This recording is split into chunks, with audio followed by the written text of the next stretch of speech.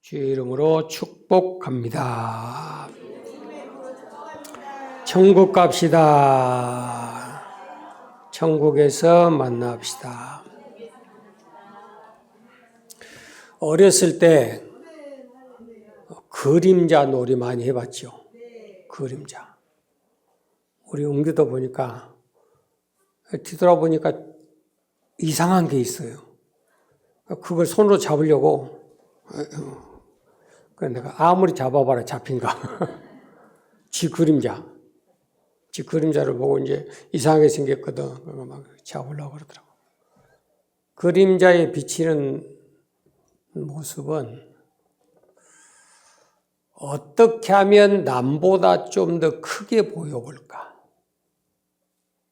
남들보다 조금 더 잘난 체 좀 해볼까? 있는 체 해볼까? 라고 하는 의중에서 출발을 하는 거예요.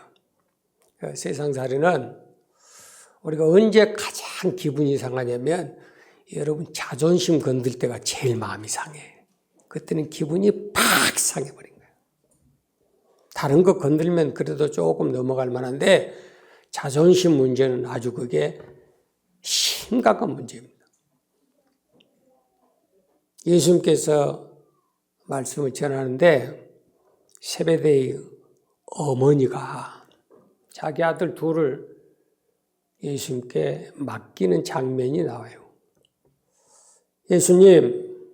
예수님이 다스리시는 그 천국에 가게 되면 내 아들이 둘인데 하나는 오른편에 하나는 왼편에 우의정 좌의정의 자리를 앉게 주시옵소서. 여기 아멘 없는 사람들 여러분 자녀들이 좌의정 우의정 안 되게 더 좋다는 소린가 아닌가? 그 말을 들은 10명의 제자들은 어떻겠어요? 자존심이 팍 상해버려요. 거기서 싸움질이 일어나는 거예요. 당신 아들이 뭐가 잘났는데 나보다 학교를 잘 나왔어, 나보다 키가 커, 나보다 돈이 많아, 나보다 뭐해 10명이 들고 일어서는 거예요. 그때 가운데서 있는 예수님은 어땠을까? 한마디로 난감하네. 이쪽 편도 못 들어주고 저쪽 편도. 그래서 하나의 솔로몬의 지혜를 보여주시는 장면이 어린 아이 하나를 그 앞에 세워놓으시고 자, 너희 중에 누구든지 크고자 하면 작은 자가 돼야 되고 높고자 하면 낮은 자리에 가야 된다. 지금 아멘을 하고 있는 여러분들이 진짜 위대하게 보여. 그러지도 않으면서. 여러분들 가장 낮은 자리에 앉혀보세요. 꼬라지 안 부리는 거야. 여러분이 섬기짐을 받는 자리가 아닌 섬기라고 하는 그 자리에 갖다 앉혀보세요. 혈기 안 받은가. 그럴 사람 여기 한 명도 없어요. 대단히 죄송하죠. 나부터 그래. 목사님들 사이에 가면 그것도 제 레벨이 최상급이거든. 목사 한 수 받은 것도 그러고 나이도 그러고 그러니까. 제 위에 목사님들이 별로 없어. 30명이나 밖에. 그런데 문제는 그런 자리, 그런 위치, 그런 신분이라는 것을 목사님들 사이에서는 안 알아주는 거예요. 그러니까 젊은 사람들이 자기들하고 똑같이 나이 먹은 자로 막 먹어버린 거예요. 그때 내 자존심을 어쩌겠어요? 팍 상하는 거예요. 여러분 거 아니니까 별로 대답이 없구만요.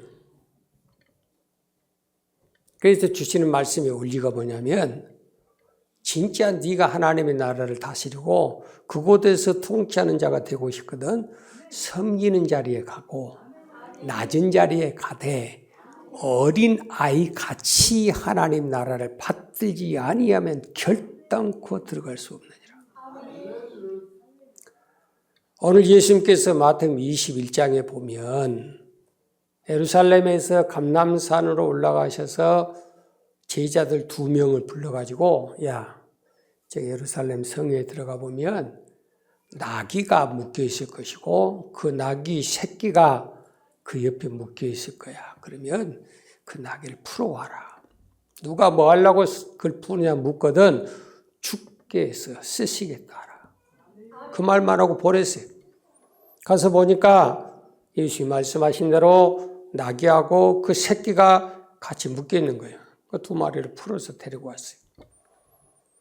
제자들이 이것은 과연 어떤 일을 하기 위해서 하셨는가라고 생각하면서 그들에게 감동을 주시는 대로 자기 겉옷을 다 벗었어요. 그래서 예수님이 그 탈 나귀 위에다가 덮고 또 그 앞에 깔아놓기 시작하는 거예요. 그러니까 많은 사람들이 이 광경을 보고 예수님이 그곳에 들어오시니까 대환영식이 일어나는 거예요. 호산나 다윗의 자손이여. 호산나라고 하는 의미는 우리를 구원하실 주여, 우리를 구원해 주옵소서. 그러니까 예수님을 단순한 나사렛 예수로 보는 것이 아니고 예루살렘에 거하는 모든 사람들이 우리를 구원해 줄 주인이라는 것을 인정한 거예요.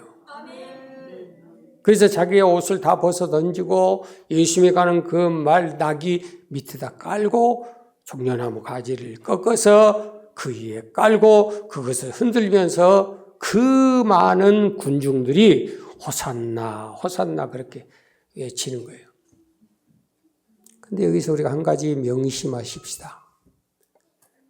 예수님께서 거기에 갈 때 그 많은 사람들이 그렇게 환영할 수밖에 없었던 이유가 뭐냐면 그들 심중에는 예수님을 자기의 왕, 쉽게 말하면 오병이의 기적을 통해서 보리떡 5개 물고기 2마리로 5,000명을 먹이고도 12광절이 남았어요. 예수님께서 천국 복음을 전하니까 마태복음 4장 23절에 모든 병든 것, 모든 약한 것 다 치료했어요. 뿐만 아니라 모든 앓는 것, 귀신에게 눌림받은 자, 중풍병 자, 안진뱅이가 일어섰더라라고 성경 써놨어요. 그것을 누가 경험했어요? 예루살렘 안에 있는 사람들이 경험했어요. 그러니까 예수님이 그 예루살렘으로 다시 들어오신다는 소리를 들으니까 옳거니 이제 예수님이 예루살렘에 들어오시면 우리는 일 안 하고도 먹고 살고 노력 안 해도 먹고 살고 어떤 병들고 어떤 고통이 있어도 해결받을 수 있는 임금님이 오신다라고 하는 의미에서 그런 의식을 하는 거예요. 그런데 예수님은 어떤 우중을 가지고 그 안에 들어가셨느냐가 중요한 거예요. 그래서 신앙생활도 내 생각과 하나님의 생각의 차이가 뭘까? 내 길과 하나님의 길이 어떻고 내 방법과 하나님의 방법이 어떤가를 점검해야만 여러분들이 실족하지 않습니다. 그런데 항상 내 생각에 맞추고 내 방법에 맞추고 내 길, 내 결과를 바라보고 살다 보니까 하나님과 멀어져 가고 하나님의 생각과 대적이 되고 결국은 그 방법이 다름에도 불구하고 우리는 그것이 옳다고 인정받으려고 하는 수가 많다는 거예요. 그 예루살렘에 입성하는 그 날이 종려주일이라고 말하고 오늘 우리가 드린 예배가 바로 종려주일이에요. 그 의미가 무엇을 가지고 있을까라고 생각할 때 오늘 베드로전서 2장에 있는 말씀을 연결을 시켜서 마지막 때를 경고하는 종말론에 대한 주님의 가르침이 무엇인가를 여러분들이 깨달으셔야 합니다. 바꾸어 말하면 베드로 전서 후서는 종말론이에요. 베드로를 통해서 마지막 성경 끝부분에다가 지금 가져놓는 것도 이 베드로 전서와 종말론 요한계시록은 일치되는 겁니다. 마지막 때가 우리가 어떻게 살아야 될 것인가, 어떤 신앙생활로 준비해야 될 것인가를 기록한 게 바로 베드로 전 후서예요. 2000년 전 얘기만 하는 것 아니에요? 예수님이 살아계셨을 때 그때만 얘기한 것 아니에요? 베드로가 마지막 순교하기 직전에 써놓은 말세를 사는 종말을 맞이하는 모든 교회와 성도들에게 주신 경고의 음성이에요. 바꾸어 말하면 이 사건에 대해서는 절대 잊어버려서는 안 된다. 깨달아지지요? 그러면 그 사건은 과연 어떤 의미를 가지고 있는가? 오늘 본문 말씀 보면 21절부터 마지막 절까지 21절에 한 사람의 이름이 나와요. 그게 누굴까? 시작. 이를 위하여 너희가 부르심을 벗으니 그리스도도 너희를 위하여 고난을 받으사 아멘. 누가 나왔어요? 그리스도라고 써놨어요. 여러분 지금부터는 성경을 잘 보셔야 됩니다. 지금 누구에 대해서 기록하고 있어요? 그리스도에 대해서 기록을 해요. 여러분들 쉽게 성경을 그냥 담 넘어가듯이 보면 안 돼요. 성경의 말씀에 올리는 그리스도가 이런 일을 하셨으니까 우리도 그리스도를 본받아 그 발자취를 따라가야 되느니라 라고 하는 것이 오늘 본문 말씀의 핵심이에요. 그러면 그리스도께서 어떤 일들을 감당하셨느냐? 그 다음 말씀에 보면 22절부터 저는 누구예요? 그리스도는 깨달아지세요? 그리스도는 죄를 범치도 않았어요. 그 입에 괴사도 없어요. 욕을 받으실 때 대신 욕하지도 않았어요. 고난을 받으실 때 위협하지도 않았어요. 오직 공의로 심판하는 자에게 부탁하셨어요. 그리고 그는 친히 나무 위에 달려 그 몸으로 우리 죄를 담당해 주셨어요. 누가? 그리스도가. 이 말씀 전체를 하나로 딱 함축시켜서 한마디로 말해라. 한 구절로 말해라. 그러면 요한복음 1장 29절이에요. 세례요한이 요단강에서 세례를 베풀 때 예수님께서 그곳에 찾아오셨어요. 그 찾아오신 예수님을 보자 이 세례요한이 뭐라고 고백을 하냐면 보라 세상 죄를 지고 가는 하나님의 어린 양이로다라고 고백을 해요. 그 세상 죄를 지고 가는 하나님의 어린 양은 누구냐? 베드로전서 1장 19절 그리스도라고 써놨어요. 흠없고 점없는 어린 양 같은 그리스도의 보배로운 피로. 그러니까 세례요한의 눈에는 바로 나사렛 예수라고 하는 그 하찮은 인간이 누구로 보였다는 거예요? 하나님의 아들 그리스도로 보였다는 거예요. 이게 성경의 핵심이에요. 이걸 놓치고 여러분들이 성경을 읽으면 예수가 어쨌다더라, 예수님은 어쨌다더라 거기에서 끝나면 여러분 큰일 납니다. 깨달아지셨어요? 우리가 말하는, 우리가 믿는 바로 그 예수님이라고 하는 그분은 하찮은 나사렛에서 태어난 요셉의 아들로 그쳐서는 안 되고 그는 주가 되시고 그리스도가 되시고 살아계신 하나님의 아들이 되십니다. 마태복음 16장 16절이에요. 바꿔 말할까요? 바로 예수님은 세상 죄를 지고 가시는 하나님의 어린 양 그리스도이시다라고 하는 것이 결론이에요. 깨달아지세요? 마태복음 1장 16절 보면 요셉과 마리아에게서 태어난 예수님에 대해서 증거하면서 뭐라고 성경에 기록하냐면 그리스도라고 칭하는 주가 나시니라 그랬어요. 누구를 보고? 예수님을 보고. 뭐라고 표현해요? 그리스도라 칭하는 그랬어요. 그래서 복음의 시작은 예수 그리스도의 복음의 시작이다. 마가복음 1장 1절부터. 그 짝을 맞출 줄 알아야 손바닥이 마주쳐서 소리가 나는 것처럼 우리 신앙도 온전한 구원의 신앙으로 갈 수가 있는 거예요. 자, 저를 보세요. 제 이름이 뭐예요?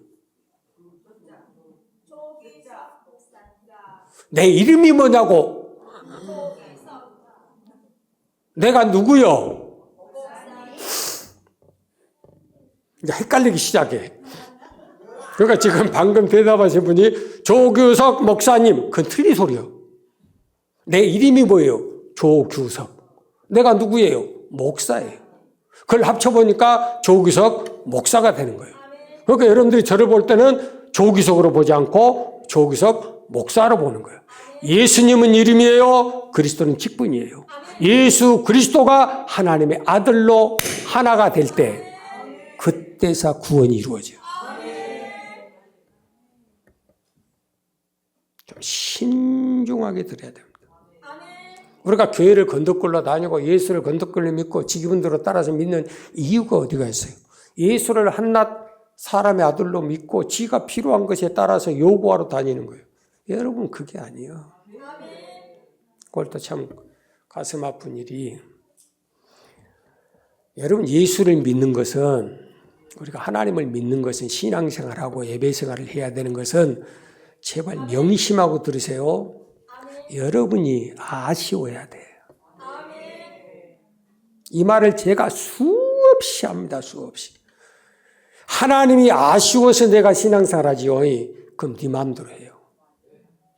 내가 아쉬워서야 목숨 걸고 붙어 있는 거예요. 떨어지면 죽는다.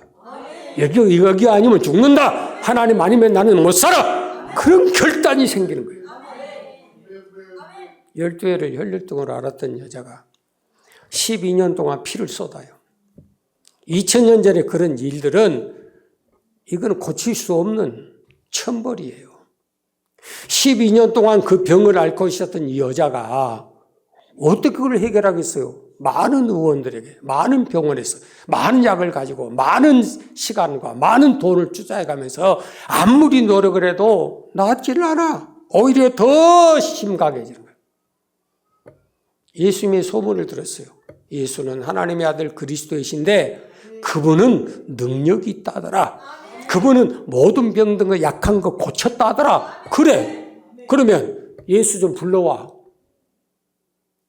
오늘 예루살렘 지나간 다음에, 여리고 지나간 다음에, 그럼 예수 좀 불러와.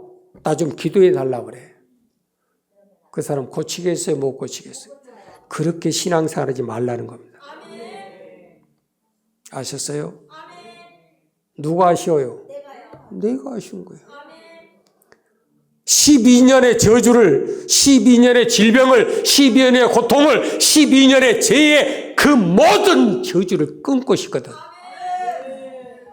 주님이 내게로 오라겠잖아요. 그럼 우리는 무거운 짐을 가지고 하나님 앞에 나가야 되는 거예요. 오늘도 하나님을 만나고 그리스도 안에서 회복되고 그리스도 안에서 치료되고 그리스도 안에서 해결받기 위해서 우리가 주님 앞에 온 거예요.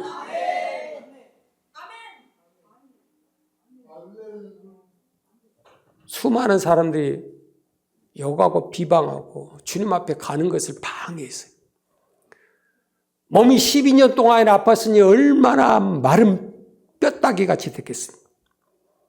제가 보는 환자 가운데 목포에서 간암 말기로 재발해서 죽어가는 그 환자처럼 엄마 뱃속에서 나온 지 일주일도 안 됐는데 타 죽어가는 그 아이, 두 사람 모습이 내 눈에 생생합니다. 신방 가서 딱 침대에 가보니까 여자분인데 60대 중반 정도나 됐어요. 빼대. 뼈하고 가죽밖에 없는데 이 가죽은 마치 불 속에서 나온 그런 숯덩이 같아, 숯덩이. 제가 간증한 것은 나만 본 게 아니고 사모님은 지금까지 평생 같이 다녔으니까 내가 말 한마디 잘못하면 저 살아온 여자분이 가만 놔둬 안 놔둬 그잖아. 다른 부분은 순애도요 진리에만큼은 나보다 무서운 사람이요. 타입이 없어. 제가 가서 가죽을 딱 당겨봤더니요 가죽하고 뼈가 분리가 돼버려요. 그래도 못 죽는 거예요. 죽여달라고 몸부림을 쳐도 못 죽어. 눈을 뜨고 나를 쳐다보는데요 해골 바가지에 눈알 박아놓은 것하고 똑같아요. 전대병원에 아이가 죽어간다고 해서 신방을 갔어요. 내 생각엔 처음 보는 사람들이에요. 제 목회는 광주 새사람교회 국한된 목회가 아니에요. 수 없는 곳에 수 없는 사람들. 아이가 태어났는데 딱 주먹만 합니다. 젖도 빨지를 못해. 왜? 속이 다 썩어 있는 거예요. 녹아내려 있는 거. 배고파서 우는 거예요. 거기다가 우울병 꼭지를 딱 물렸는데 물리니까 으악 하고 줄줄줄줄줄 다 나와버려요. 한 방울이 안 들어갑니다. 저는 그런 사람들 만나고 다녀. 여러분, 그 사람들이 이렇게 부족한 조 목사를 얼굴도 본 적도 이름도 안 적도 없는데 어떻게 나를 불러요? 소문을 들었거든. 소문 듣고 보니까 자기한테 필요성을 느끼는 거예요. 그 목사님 와주세요. 그래서 목포까지 신방 가는 거예요. 강원도 신방 가요? 강원도까지 가는 거예요. 수원까지 쫓아가고 부산까지 쫓아가서 기도해주고. 예수님이 똑같은 상황이에요. 많은 사람들이 예수님께 붙어있대 내가 아쉽다는 생각을 가진 사람은 하나도 없는 거예요. 딱 한 사람. 12년 혈류병을 앓았던 그 여인만 주님이 필요한 거예요. 내가 주님을 안 만나면, 내가 주님의 옷자락을 만지지 아니하면 내가 손해본다.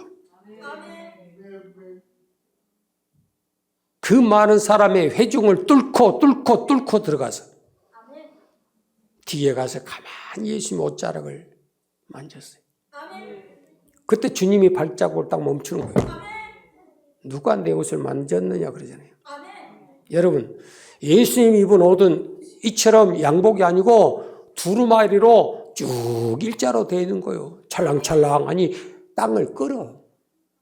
땅에 끌면 이것이 땅에 끌린 것인지 나무에 거치는 것인지 그걸 어떻게 알아요? 근데 예수님은 자기의 몸을, 자기의 옷을 만지는 느낌을 얻었어요.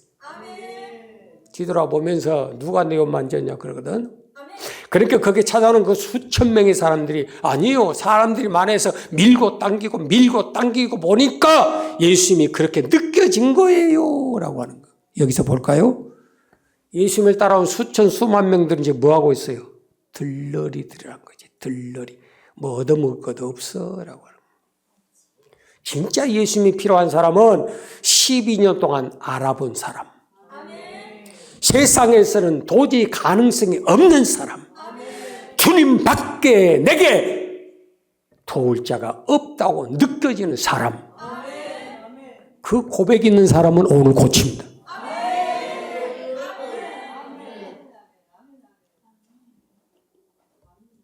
우습게 듣지 마세요.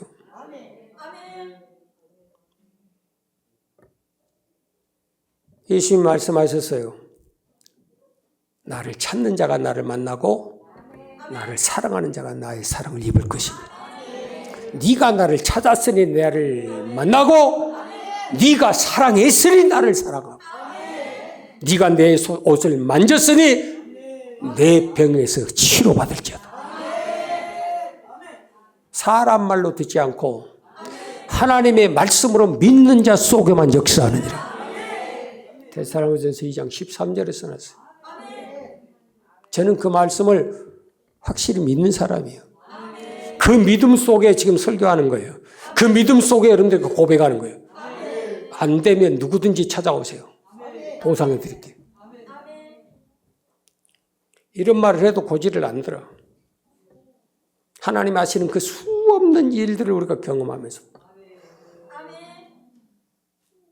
자, 믿음 안에 들어온 모든 사람들 속에 누구만 수지 맞는다고요? 아쉬운 사람. 배고프세요? 밥 달라고 하면 돼. 목말라요? 물. 추워요? 옷. 아파요? 치료. 약도 필요 없어. 맞아요, 틀려요. 그런 갈급한 마음 가지고 시편 42편 1절 내가 하나님을 찾았더니 2절부터 그 하나님이 나의 요새가 되어주시고 피난처가 되어주시고 도움이 되어주시고 내 인생의 최고의 사랑의 존재가 되셨더라. 그걸 놓치고 사니까 신앙생활을 잘못하는 거예요. 여기서 있는 목사도 내가 아쉬워서 목사한다니까. 여러분들 신앙생활도 여러분이 아쉬워서 해야 돼요. 그래 항상 갈급함이 있지. 하나님께 대한 갈급함, 하나님의 도우심에 대한 갈급함.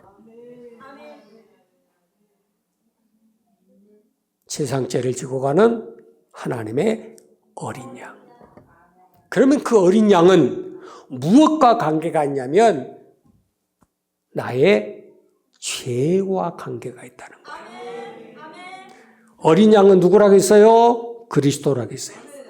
그리스도는 왜 필요해요? 내 죄 문제 해결해 주는데 중요해요. 그리스도가 없으면 우리 믿음은 헛것.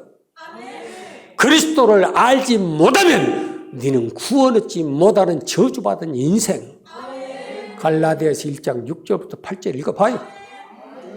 그래서 그리스도의 복음 외에는 다른 복음이 없다. 다른 복음 들으면 저주를 받은 것이다. 그리스도의 복음만이 우리 죄 문제를 해결하고 그리스도의 복음만이 영원한 천국 가게 하고 그리스도의 복음만이 여러분이 어떤 일을 했든지 간에 믿음으로 행한 것에 대한 상급을 받을 수가 있다. 그게 복음의 진리예요. 그러면 그 어린 양이 이 땅에 오셔서 감당한 게 뭐냐면 저와 여러분의 죄 문제를 감당해야 되는데 그 모든 죄를 다 짊어지셨다 그 의미예요. 우리가 할 수 없는, 우리가 감당할 수 없는, 힘으로 능으로도 감당되지 못하는 비누를 가지고, 허다한 비누를 가지고 양잿물을 가지고 씻어내도 우리 죄는 여전히 있다라고 하는 예레미야 2장 22절의 말씀대로 해결할 수 없는, 세상 그 무엇도 해결할 수 없는 그 허물과 죄 문제를 어린 양이 대신 다 뒤집어 썼어요. 의로운 자가 죄인의 문제를 해결해 주는 겁니다. 죄 없는 분이, 죄를 짓지도 아니한 분이, 죄를 알지도 못한 분이 자기 백성 모든 사람들의 허물과 죄를 대신 짊어지시고 나가시는 거예요. 이 모습이 바로 어린 낙이 새끼를 타고 예루살렘으로 입성하는 주님의 모습이에요. 주님의 마음은 달라요. 내가 지금 예루살렘으로 들어가는 목적은 내가 너희를 위해서, 네 죄를 위해서, 네 허물을 위해서 내가 대신 감당하겠다라고 하는 그런 결단이요, 행동이에요. 또 우리의 생각하고는 뭔가 좀 다르잖아요. 자, 보세요.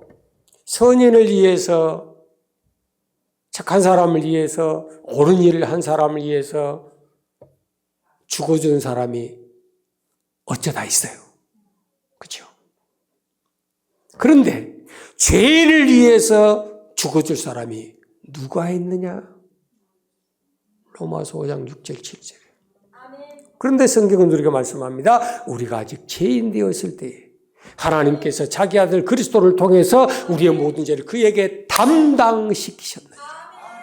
세상의 모든 죄를 다 짊어지십니다. 여러분, 구약에 보면 하나님 앞에 나갈 수 있는 유일한 방법이 있어요. 첫째, 제사장들. 제사장, 대제사장. 두 번째, 모든 백성들. 대제사장, 제사장이 하나님 앞에 나갈 때 자기를 점검하는 겁니다. 내가 하나님 앞에 나갈 수 있는가? 점검해봐. 내 양심에 찔려, 내 행동에 찔려, 율법에 거슬려, 계명에 거슬려 그것이 생각나거든 절대로 하나님 앞에 바로 못 갑니다. 제사장이 자기의 허물과 죄를 위해서 소를 잡고 염소를 잡고 양을 잡아서 그 피를 가지고 하나님 앞에 나가는 거예요. 두 번째, 자기를 정결케 한 제사장만 백성을 정결하게 하는 의식을 가질 수가 있는 거예요. 뭔가 착각하면 안 돼.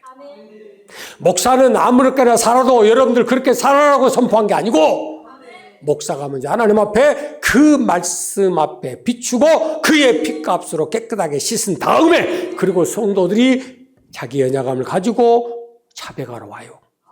그러면 절대 하나님 앞에 올 때는 빈손 들고 오면 안 돼. 재물이 있어야죠.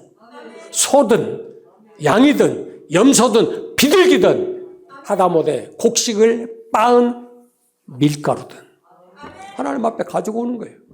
그러면 제사장이 그 죄인으로 말미암아 그 짐승에게 어린 양에게 안수하면 내 죄가 어린 양에게로 옮겨지는 거예요. 내가 죽어야 되는데 어린 양을 죽여버린 거예요. 그 피는 내 피요 그 죽음은 내 죽음이요. 그리스도의 죽음은 내 죽음이고 그리스도의 피는 내 죄를 사해 주시는 능력의 원인이다 그 말이에요. 이걸 놓치면 안 된다 그 말이에요. 주님의 손의 못을 받겠어요. 여러분 손으로 죄짓고 살잖아. 주님의 발에 못을 박아요. 네 발로 돌아다녔지 지은 죄 때문에 못으로 박아버렸어요.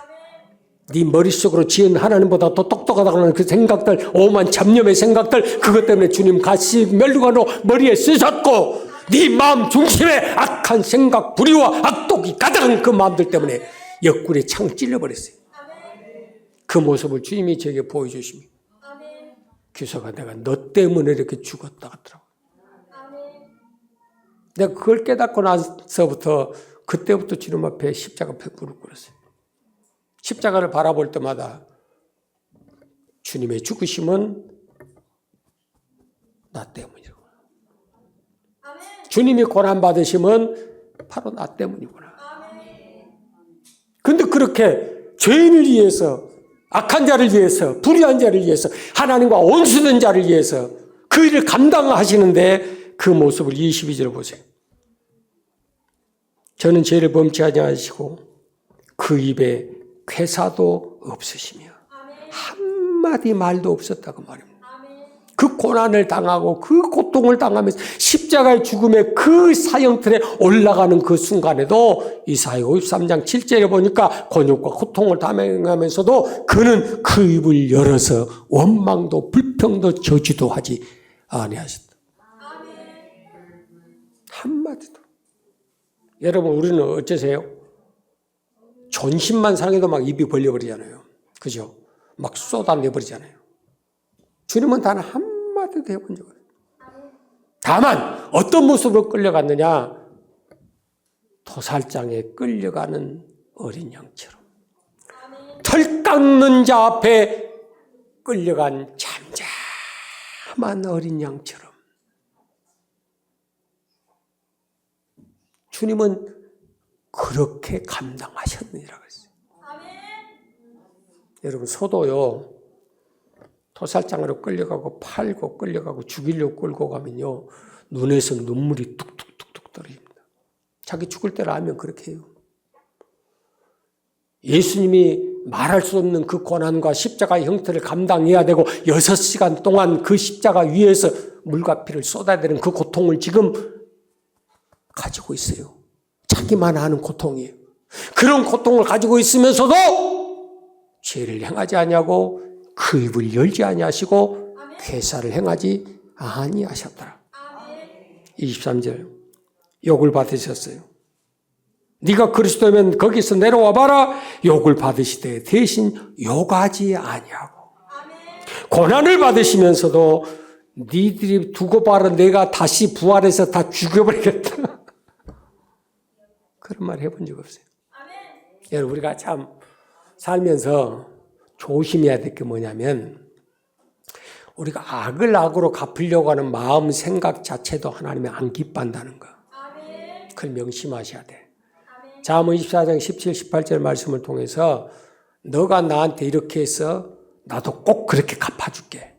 그 말하는 자체도 기뻐 아니하사 그 품은 악을 내가 너와 네 자손 머리에 그대로 돌려주겠다. 그래서 두려운 거예요. 여기 있는 목사도 악한 것 많이 들어요. 악한 행동들 많이 받아요. 근데 그렇게 악을 악으로 받지 않으려고 몸부림치는 이유가 있어요. 악은 악을 낳기 때문에. 주님께서도 선으로 악을 이기라 했지 악을 악으로 대하라고 안 했어요. 악한 마음을 품는 내가 독을 그대로 갚아버리겠다 그러면 그 마음조차 입으로 나오는 말조차 하나님이 기뻐하지 않으신다고 하니까 그렇게 살려고 몸부림치는 거예요. 그렇게 살려고. 깨달아지세요? 우리가 애매히 고난을 받아 까닭없는 고통을 받아 그런다고 해서 악을 받지 말고 주님처럼 마지막 날에 심판하실 그분 앞에 맡기셨느니라. 그냥 오거든 탁구 쳐. 탁구 쳐봤어요? 여기 오거든 탁구 쳐버려. 누구에게로 보내버려? 상대방에게 보내지 말고 하나님께로 보내버려. 하나님 들으셨죠? 왜 안 따라해? 자, 준비. 라켓 하나씩 들어봐요. 준비. 라켓이 뭔지도 좀 모르지. 그러면 손바닥 펴. 시작. 툭. 툭. 뭐 남편이 막 쌍욕을 합니까? 그럼 쌍 더블로 올려버려? 또 이런 데는 아멘을 잘해. 자기들이 잘못한 거 하라고 안 하고 남들이 잘못한 거 건져 내려가면요 속끝은까지 다 파내고 해야 돼. 그러니까 누가 뭐라 하든지 간에 냅둬. 하나님이 갚으시겠지. 그 원수의 목전에서 상을 베풀어 주시겠지. 상다리가 부러지도록 그 앞에서 먹고 마시게 해주시겠지. 그렇게 안 되면 어쩔라요. 이제 그때는 또 뒤집어지게. 하나님이 가장 싫어하는 것. 잠언 17장 13절에 우리가 하나님께로 받은 것은 다 선이에요. 그런데 우리가 그 선을 악으로 갚으면 그 악이 그 집에서 떠나지 않습니다. 가장 무서운 소리예요. 하나님 우리에게 주신 게 뭐예요? 다 선이잖아요. 그렇죠? 그러니까 우리는 선한 일을 행하기에 합당한 하나님의 자녀로 부르심을 받았어요. 악한 마음도 없어야 될 것이고 악한 말도 없어야 될 것이고 악한 행실도 없어야 될 것이고 옆에 분 얼굴 좀 쳐다보 악한 꼬라지도 없어야 될 것이고 말들은 방금 나부터 그래놓고는 왜 눈동자는 안 바뀐가 모르겠어.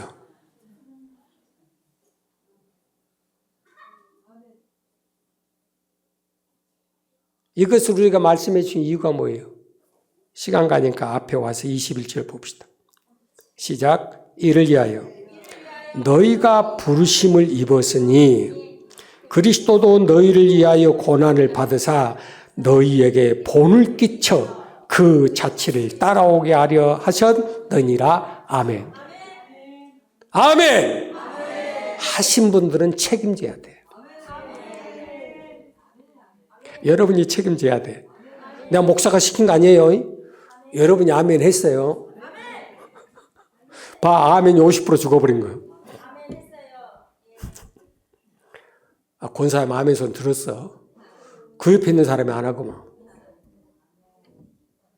그리스도를 우리에게 보이시고 고난의 종으로 우리 앞에 놓으신 것은 그리스도인 된 저와 여러분에게 그 발자취를 따라오게 하려고 우리에게 본을 보여주셨느니라.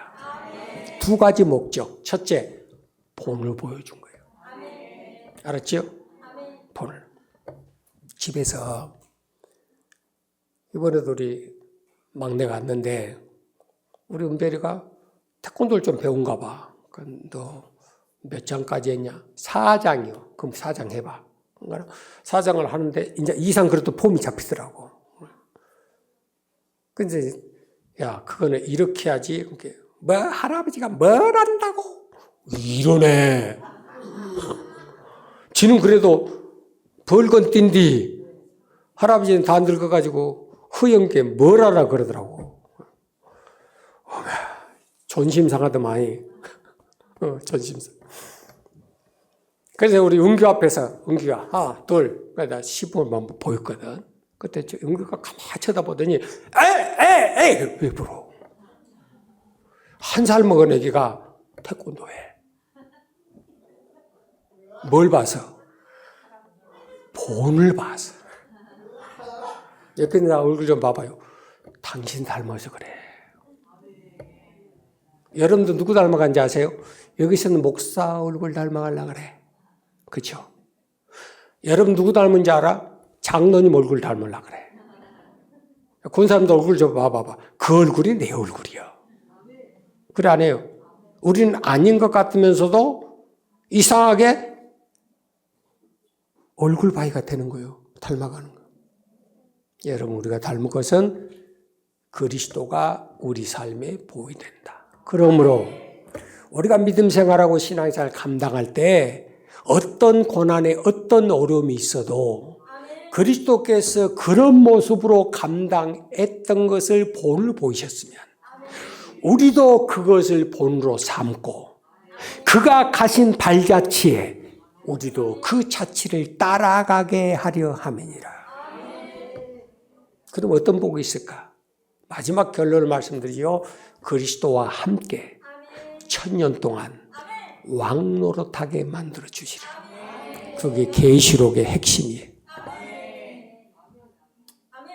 어린 양으로 더불어 그가 어디든지 이끌든지 간에 여자와 더럽히지 않냐고, 세상과 더럽히지 않냐고, 정절을 지키고 주신 말씀대로 그대로 따르는 자에게 14만 4천의 새 노래를 주시고 1000년의 왕국을 다스릴 수 있는 권세를 주시느니라. 고난 뒤에 영광이에요. 주님의 십자가 뒤에 부활이 있는 거예요. 예수님께서 죄인들을 위해서 감당하되 기쁨으로 감당할 수밖에 없었던 것은 죄인을 의인되게 만드는 소망이 있었기 때문에 그래요. 내가 죽어짐으로 그들의 죄가 죽어지고 내가 다시 부활함으로 그들이 죄 가운데서 의롭게 살아갈 수 있도록 그 소망이 있는 거예요. 우리에게 그 소망을 주신 것은 나를 통해서 여러분의 가정이, 세상이 그리스도와 되도록 만들어가는 그 과정을 우리에게 주시기 위해서 고난주간이 필요해요. 한 주간도 이 말씀 가운데 늘 승리하기 바라고 부활의 영광 가운데 부끄럽지 않는 아름다운 축복의 삶이 되기를 주의 이름으로 축원합니다.